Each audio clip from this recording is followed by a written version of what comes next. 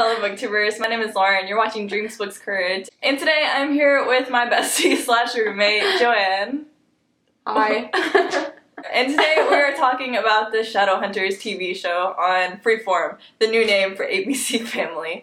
So basically what we're going to be doing today in this video is just going over like episode by episode what happened within the episodes. We've watched all the episodes twice, so I feel like we're like Hashtag committed. yeah, we've like watched it more than we probably should, or that's more than like socially acceptable, but I mean, we have a lot of information on these episodes, basically. I've read all of the Mortal Instrument series and also the Infernal Devices series. I've not yet read the Tales from Shadowhunter Academy series slash like bind up of novellas, but so I'm like caught up on like pretty much everything, I guess, concerning the show at least.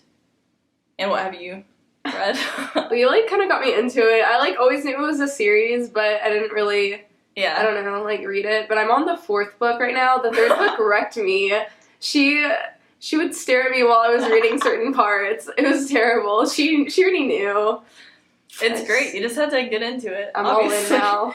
Our prop for the day is City of Bones, the 1st book in the Mortal Instrument series. What were your thoughts going into the show? Okay, like, I knew it wasn't gonna be, like, right out of the gate perfect. Like, the special effects and everything, obviously, as you go on, they get better with any series or whatnot. But I think it gets better throughout the series. I don't know, the first episode was okay, but it just progresses.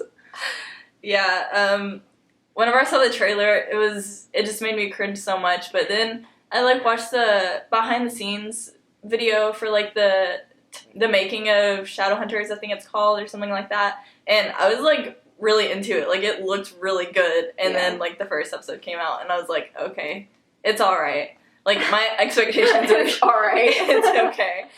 My expectations were set very low for the show, so I'm just excited. It's like a thing that they redid it. Yeah, because don't watch give the it movie another if you chance. haven't watched the movie. God, it's so bad. So I would say if you haven't yet read the books, you might not want to go into the TV show. Yeah. Like, I feel like it won't make any sense to you, and you also, like, won't like it. They put, like, characters from later books, and they interject a lot of plot from later books in the first few episodes, so... Like, I would at least recommend you read City of Bones before you get into it. But also, it might make you mad if you do read it, but I guess it's better. I don't know. Either way, you're probably going to end up upset, but I don't know. It gets better. It gets better. But basically, our general thoughts throughout this is going to be, it gets better, eventually. It gets better. If you have not yet watched the Shadowhunters TV show, you should probably not watch this until you have, like, at least the first episode or something. Spoiler alert. Just... Yeah, but I would recommend at least, like, try to get through the season. It gets better by episode 7, which came out yesterday for us. Last episode 7. Yeah. Oh my gosh. I would at least stay with it till episode 7 and then like see how you feel about the series. But if you have seen like some or all of the episodes, definitely stay tuned with us and we'll keep talking about these episodes one by one. So that's it for the journal thoughts. So if you guys have not yet seen it, definitely go watch it and then come back to this video. So now for episode 1. Let's start on the positives of episode 1. Yeah. I like the intro. I did not like it whenever they did like the preview with like the beginning of what the first episode was, but I weirdly like liked it the way it was like interposed and then it like went backwards in time. I don't know. I personally like that. That was like that was my only positive. What's yours? Oh, I have more positive things. I really like Simon's character. I just think his lines were the most well-written ones. Some of them were really cringeworthy. I know it's not the actors' fault. They tried their best with them, but screenwriters. Yeah, it's the screenwriters. I really love how witty his lines are, though. Yeah, the actor for Simon is so good. Oh my gosh. Love him. Yeah. His lines, like, even he has, like, some horrible lines sometimes. He delivers them really well. Yeah, he's very good at delivering lines. Like, in that first episode, he was, like, my anchor to, like, keep watching the show, because, like, he's a very good character. Those are all of our positives, and it doesn't get better, I'll just, like, but, like, we like the TV show. Yeah, we're not opposed to the No, it sounds really negative right now. I enjoy watching them, but yeah, it's just like It's hard to pick out specific things. Yeah, like it started up right here for me, and then it kind of like went down, and now it's like maybe right there. So yeah, it gets better. It's a trending theme. Yeah, it gets better. So now for the negatives we had with the show, I'll let you start off on that section. All right, I got this. I don't know, like the stele drawings. Like as the season progresses, they actually draw them. But in the first episode, I know like they just wave it over their arms, and that really it didn't bother me, but I just thought it was kind of awkward. It was just weird. I was always pictured them like actually drawing them. Yeah, like the way the runes are. I also don't really like how they look personally. Yeah, I don't know how I imagine them. I didn't imagine them how they drew them. But it's probably personal preference, but yeah, like whoever draws the runes for the most part does a good job. Besides like the circle rune, that's like horrible. The crayon circle. Yeah. But, like, for the most part, at least the person who draws them is, like, quite accurate on it. I'm not sure exactly if they, like, draw the right runes for, like, sight and stuff, but I think they do. So that's pretty good. Also on the runes, though, they have more than one angelic rune. Oh, yeah. Yeah. They have multiple angelic runes, which is... Yeah, you'll have, like, one on your chest and, like, one on your arm, but... It's a very consistent rune. Like, that rune never goes away, and they're, like, drawing multiple. I don't know what they're doing with that. Okay, the sound effects are so bad. I can't even remember if they get better or not. I think they do. Maybe. A little bit. But the sound effects, on the Seraph Blades, they're just it sounds like a lightsaber. Done. It sounds so bad. I don't really like the look of the Seraph Blade, but, like, I can deal with it. Yeah. But, like, the sound they need to change, I would say. It all goes back to, like, figuring out the special effects and everything, but it gets better. Yeah. This is more of a general thing, but just, like, Izzy's outfits. Yeah. I mean... They just over-sexualize her. She's, like, very good with her body. Yeah, like, she's very comfortable with her body, but, like, I feel like she's not that, like, outwardly sexual about it as she's in the show. Like, she just is wearing her bra a lot, which, like, doesn't make any sense. Yeah. And also, like... Sometimes she'll wear, like, a dress whenever she's, like, trying to fight, and that's really weird, and, like, I don't know. Yeah. I just hope they improve her dress, but I feel like they are by, like, episode 6. So yeah, they really... Hopefully so. So now on to episode 2. What were your positives for episode 2? Oh, God. I can't even remember that episode. Oh, they went to the Silent Brothers in this episode. Yeah. That's what happened. Okay, my one is just... Hodge isn't old. Hodge is an attractive character, which is weird, and he's, like, very young. It was so conflicting. I didn't want to be attracted to him, but...